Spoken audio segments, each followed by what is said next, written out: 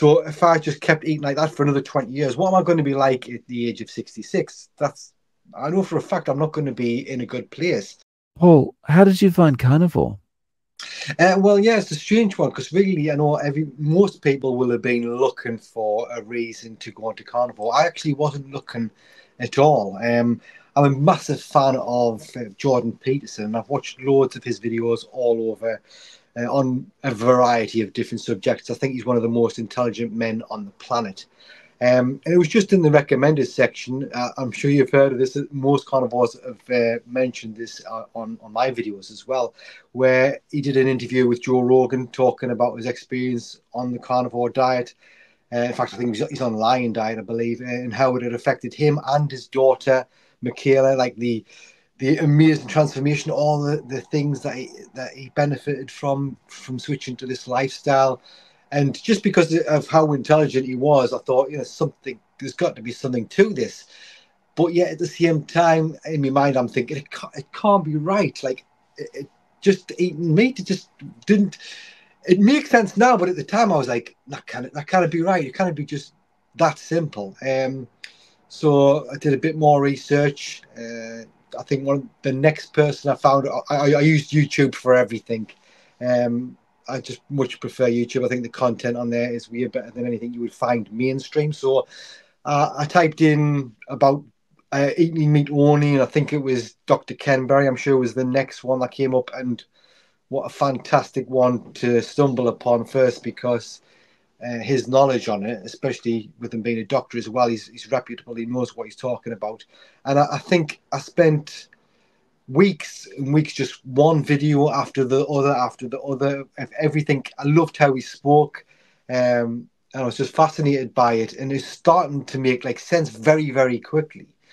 And then alongside that, the more I watched, the more videos appeared in my recommended section. So Dr. Shafi started showing up, and Kerry from Homestead How, who I absolutely love. Kerry, fantastic guy, is so passionate, and it's understandable why he's passionate about it when it's transformed his life and so many people's lives for the better. So, yeah, strange one. I wasn't I wasn't looking for it, but I'm glad I found it because I believe it's going to have a massive impact on the rest of my life. So what was it that made you realize, well, this is something that I should be doing? Were you actually looking for a solution for weight loss or some other health issue?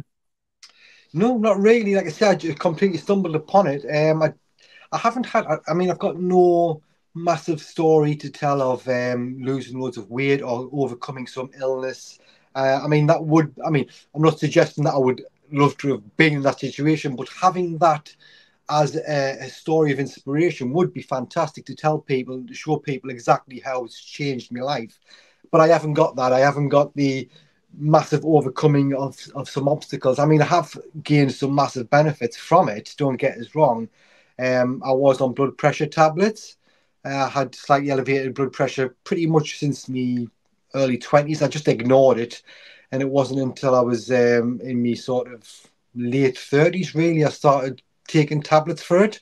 I'm now 46, so I was taking them for a little while. But um, I was that impressed by what I'd seen online. I decided, right, there was no like transitioning. I was going to go straight into 100% carnivore pretty much. Like once I decided I'm going to do it the next day, that was it.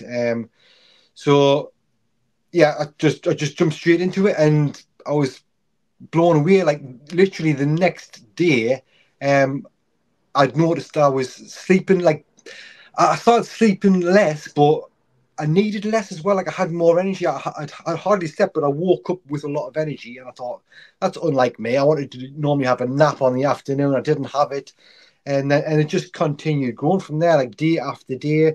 My blood pressure. Sorry, that's what I was talking about. My blood pressure. I stopped taking the tablets the day that I started carnivore, and I just regularly checked my blood pressure. It didn't go up at all from coming off the tablets. In fact, over the space of 2 weeks, it went down to below what it would have been on the tablets. So that was a massive plus for me. I did lose some weight as well. I think I lost over a stone, and I wasn't even looking to lose weight, but I lost over a stone. I had more energy. I had dry skin on my cheeks and around my nose. They went within the space of a week or two. Also, in my current job, I do a lot of walking, and I used to get a pain in my left kneecap, which I damaged my cartilage when I was a child. Fell over and burst my cartilage, and I've got like a big bump on my knee even now. But after I'd done quite a bit of walking, I would get a pain in my knee. Literally, that went completely as well. There's no pain, so it's like a lot of little things, very subtle things. That's made quite a big impact overall. But I think the main thing is the energy, the mental clarity. I think a lot of people talk about that as well. The job that I've got can be quite stressful at times, but yeah, I'm just coping with everything a lot better than I believe I would have done if I'd been on the standard Western diet and had the amount of sleep that I'm currently getting, because I've got a newborn baby as well. She's like just over 5 weeks old, so as you can imagine, at that stage, there's not a lot of sleep involved anyway. But if I was on the standard Western diet, then yes, I would be struggling with that really big style, I think.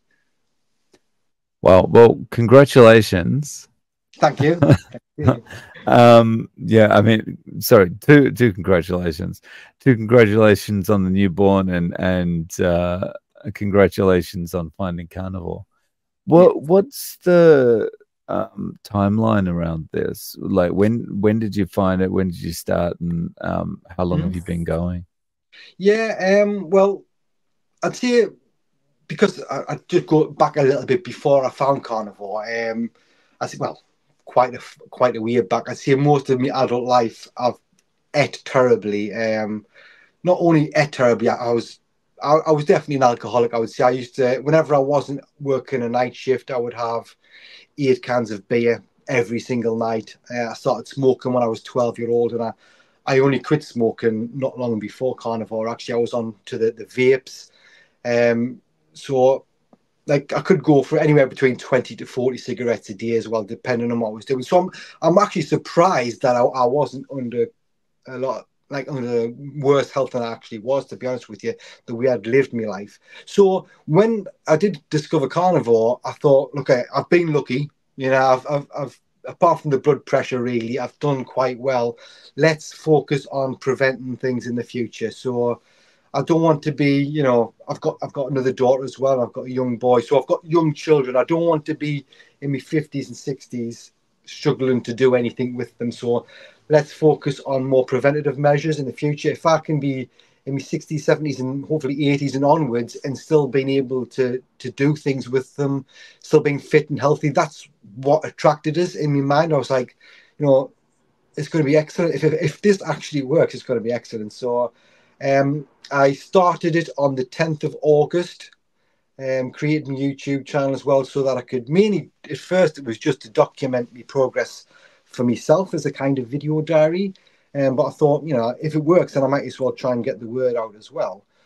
And so I started on the 10th of August. It was really good, really determined, and I stuck to it. And then I have had blips. I mean, when I first started, I would say the first couple of weeks I had the usual slight headaches. The run's terrible, which I expected. But other than that, I was pretty good. Didn't have any like major fatigue or anything.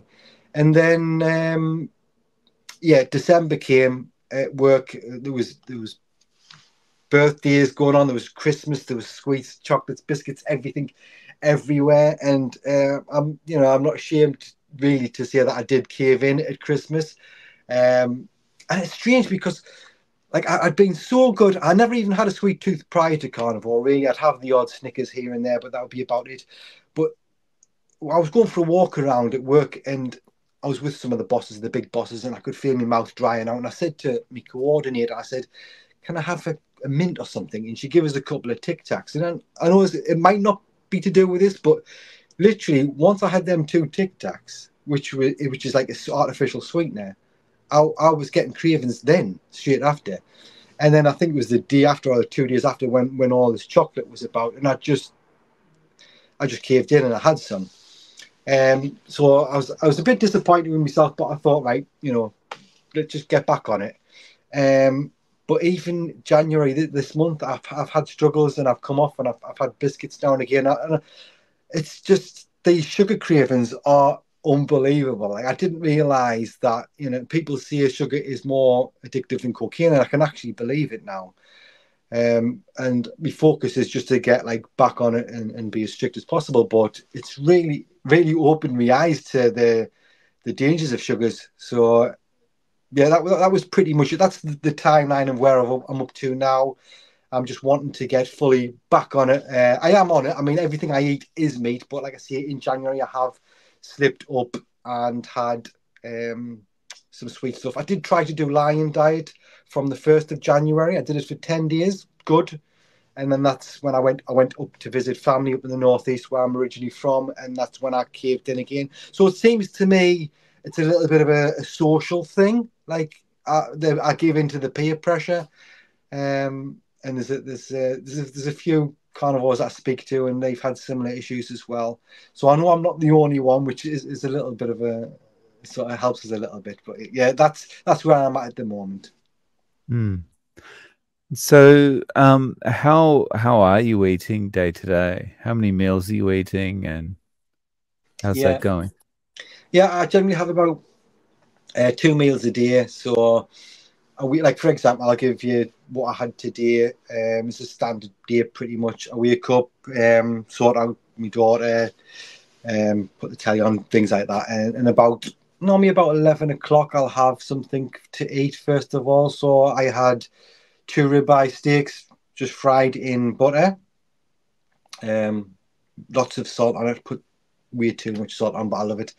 And then literally about an hour ago, so what time is it? It was about 6, 7 o'clock. I had a pack of mince, ground beef as they would call it in America. I just cut that up into quarters, put it in the air fryer, and have that with salt as well. So it's quite strict. I mean, there is days I'll get up and have bacon and eggs maybe, but it's most of the time bacon, eggs, beef, mince. That's pretty much all I have. Unless I'm getting a little bit sick of the mince, sometimes I'll add some chicken drumsticks or something like that. But yeah, 2 meals a day is definitely enough. I couldn't even face having three, to be honest with you. I could probably do one. I'd have to have a big one, but I do, like I say, because I don't get that much sleep. It's a long period of being awake, and when I am at work, I'm there for like 12 and a half hours, so it's just a long time for one meal, I think. But I would like to do one meal a day if possible at some point. That's a long work day. Yeah, I do really weird shifts as well. I do like 2 days on. I do 2 days, 12 hour. Like it's a 12-hour shift, but I'm there for longer. And then I do 2 nights straight after. So my body clock. That's one thing. It's probably why my sleep's a mess because I've got 4 shifts in, 2 days, 2 nights, and then 4 off, and then I'm back in on a day shift. So like when I go back to work, I'm back at work on the 31st. I'll be getting up for I set an alarm for 5 o'clock in the morning, and I get back in the house for about 7:30 at night. So it is quite a long day. You drive there and back and whatnot, but it does go quite quick, to be honest with you. It's a busy job, so it's not too bad. But I do think I need them 2 meals just to keep us going for that sort of length of time. Yeah. And so how is it with family and friends? How have they reacted to this style of eating? Oh, it's frustrating. It really is frustrating because like for example, I'll talk about me mother first of all. Love her to bits. She's just the best mother on the planet, and she nothing I've said to her. She doesn't like take the mick out of it. She believes it actually does make sense. I think in her mind, but she just believes that she can't do it. She won't be able to eat just meat. And she's got arthritis in places. She was speaking to us the other day, and she said the doctor's increasing her cholesterol tablets, the level and stuff. And I'm like, ma'am, I have to see it. Like, just don't tell us because like I've told you what you need to do, and you just don't want to do it. So I find it frustrating because the people that you love are the people that you want to help the most, and if they're not prepared to do it, then there's nothing you can do. And even like just friends or like other family members, like if they don't want to do it, they don't want to do it. And to be honest with you, most people are not interested. I don't know why they need. I think they need their own. Why they need their own research done first. And if they're happy doing what they're doing, then what can you do? You can't force people on it. So I live in a household. I've got like I say, kids, and I've got a partner here, and they're all on a high sugar, high carb diet. So I've got sweets and chocolate and stuff everywhere. I mean, I used to love having Marmite and toast for breakfast, and she has that every morning still. And I'm like, oh, like I still miss it, but yeah, I don't know. I just find it frustrating that I can't make them see what I see. Do you know what I mean? Because I know it would improve so many things. My older brother and his wife did try it for a little while. He lost a lot. I think he lost a few pounds, and she lost a stone within about 4 weeks. But for some reason, they just decided that they couldn't stick to it, so they haven't stuck with it. But yeah, I do get people's concerns. I do, like, if you listen to the mainstream media, you listen to what all the general doctors around here would say, then it probably doesn't sound like a good thing to do. I'm sure my doctor. I actually got an email from my doctor saying, "Why have you stopped your blood pressure tablets?" And I just replied, "Look, I'm on the carnivore diet, and my blood pressure's come down, so I'm just going to monitor it myself." And I didn't get a reply back. So, I think that's what we're dealing with here. That most people are either not prepared to listen to it, or they just don't want to. I think a lot of people, even if they knew for a fact that it works, they still wouldn't do it because they need their big why. They need to either have something like on the deathbed or some major issue that's going to scare them into doing their own research. And I think, unfortunately, we just have to accept it. I'd love to make people see it, but you just can't. Yeah, I think it's something you've really got to reach on your own. You've really got to have a situation where it's so bad that you need to find another way. So just going back to some of the benefits that you'd been talking about before, one of the things that you mentioned was you were drinking 8 cans of beer in a night, and you're a smoker. How's that been for you since August? That's actually been surprisingly easy. I think because I didn't prepare for carnivore, but I'd not subconsciously, I prepared for it, but without expecting to be on carnivore. So, for example, I'd come off the cigarettes before I discovered carnivore, and I was on the vape, and I'd been reducing the nicotine levels down anyway. So I was on a very low dosage, but I was still using it a lot. I was using it in the house. I was using it at work a lot. And I think it's more of a hand-to-mouth thing with me. Very hand-to-mouth habit I've got, which obviously includes food, doesn't it? So the vape, the nicotine thing wasn't too bad. I've only come off the nicotine, actually, January the 1st was when I stopped using my vape. And I've been fine. I was on zero nicotine by that point anyway. I missed it a little bit with my hands, but I've coped fine. The alcohol as well. I don't know why I did this. Maybe just because I've got young kids and one on the way. I'd went from drinking proper beer to non-alcoholic. I was buying the Guinness Zero a lot, and it's really. I mean, in terms of non-alcoholic drinks, it's probably the best one out there, especially if you like Guinness. It's very, you can tell it's not Guinness, but it's quite close to it. So for about 6 months before carnivore, I'd been drinking non-alcoholic Guinness, and I think that I was fine with that because I wasn't going out to pubs and things. I was just drinking in the house. I'd have me beers, watch a movie, and it was just my way of unwinding and relaxing before bed. A sort of de-stressor. That's what I found it as. So, so when it came to starting carnivore in August, I came off the Guinness Zero, and I started drinking San Pellegrino, the sparkling mineral water, and I was drinking quite a lot of them because I was used to drinking a lot of liquid on a night. So I was drinking, between 3 to 4 big bottles of it every evening. Just sipping it, it was good.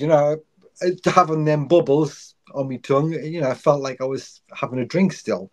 So yeah, it's been quite easy. I'm surprised at how easy it was, considering how much I relied on it. I think it was just that build up to Carnivore. If I'd went straight from 8 cans a night, 20 cigarettes a day next day Carnivore, then it would have been a completely different story. I would have struggled big style, I think. So yeah, I'm lucky. I'm lucky. I've done that. I've done that without realizing that I needed to do it. So. I think that's a good point to emphasize actually regarding the San Pellegrino or some kind of carbonated drink. It is. This is what I found as well. It is a good replacement when you're trying to get off alcohol. Yeah, yeah, definitely. I just found it like it felt like I was still having to drink, even though you're not getting the buzz. You can proper feel it in your head when you're having alcohol. But because I'd already substituted it for zero alcohol, and then it's just still my way of chilling, feet up on the sofa, watching the movie. And I think it depends on what kind of way you use alcohol. So if you're going to the pubs with all your mates every weekend and you're binge drinking, then probably San Pellegrino's not going to cut it at first. But if you're just a relaxed drinker at home, and then you're 100% right, it did help me big style. So, how has it been as far as spending wise? Because you've given up a lot of habits. The smoking's gone, the vaping's gone, the alcohol's gone, and now you're only eating 2 meals a day, and so you're not snacking, that kind of thing. How is that on the hip pocket? Yeah, it initially you start thinking, oh, it's going to be expensive, but when you do work it out, like as well at work, I would have every shift. I'd have at least 1 or 2 coffees from Costa or Starbucks, something like that. I'd have the decaf lattes and maybe a little snack with it now and again as well. So there's a bit of money there when you take into consideration, like you said, the cigarettes, the alcohol, then and all the snacks. It's probably working out cheaper now. I found a good source online, rather than going to the butchers or even like the supermarket. I'm getting me ribeye steaks at like half the price at a supermarket than a supermarket from an online store. So it's definitely working out cheaper than it would have done otherwise. But yeah, you don't realize it's like a subconscious thing because you're buying it in. I buy it in bulk. It looks expensive, rather than spread out across the month. But when you add all them little things up, it is a savings, in my opinion. I didn't see it at first, but I have started seeing it now. And I even did a video about it on my YouTube channel, like showing like these steaks that I bought online, cooking them and trying them out. And got a lot of good feedback. A lot of people. I've got like a WhatsApp group as well for the community, and a lot of people in there ordered. And I'd say 95% of the people are impressed with the quality for the price.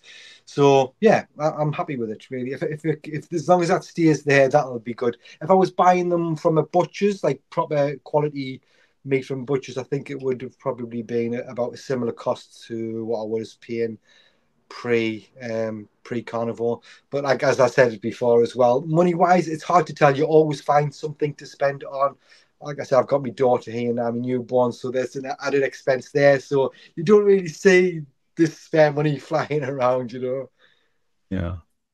Um, so you mentioned that, in December you kind of had a few treats here and there, and January you've also been struggling a little bit. But the thing is, you're not giving in to that. You are fighting back against that. So what is it keeps you fighting back against it? What's the main kind of your main driver to stay carnivore? Yeah, I think it's the long term benefits, and I find if I'm getting to a point where I'm thinking, oh, I'm wasting my time, I can't do it. I just watch a few YouTube videos.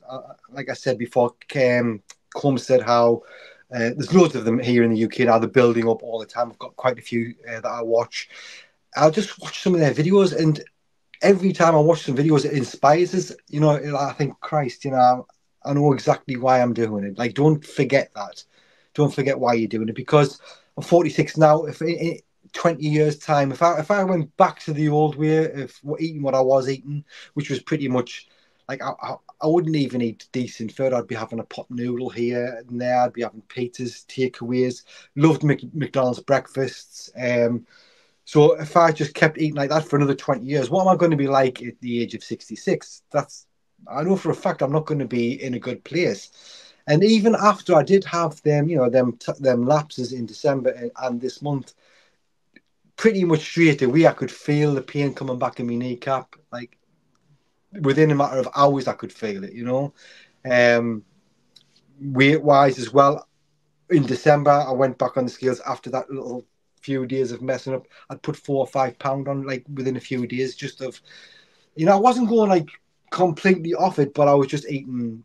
I was sort of eating carnivore, but with biscuits and having a bit of alcohol as well. So it just shows you can't really mix the two together and get away with it. You know, if I could moderate and have one biscuit, one biscuit a day here, then I'd probably be okay. It wouldn't affect us. But I have a biscuit and then I want to face plant the box.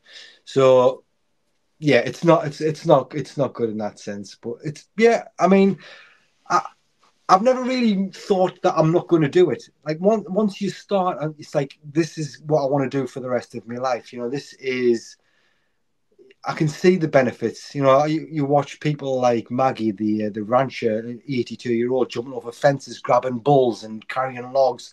I want to be like her. You know, I want to be doing stuff like that at her age, and you're not going to get that from any other diet, in my opinion. So that's what keeps us going. That's me driving point. For someone watching this that's thinking, you know, I've tried everything. I'm interested in giving carnivore a try, but this just sounds crazy. Mm. Like you're only eating twice a day. You say you get all these benefits, but you know, I can't imagine eating only 2 times a day. How is this possible? How Yeah. would you address that?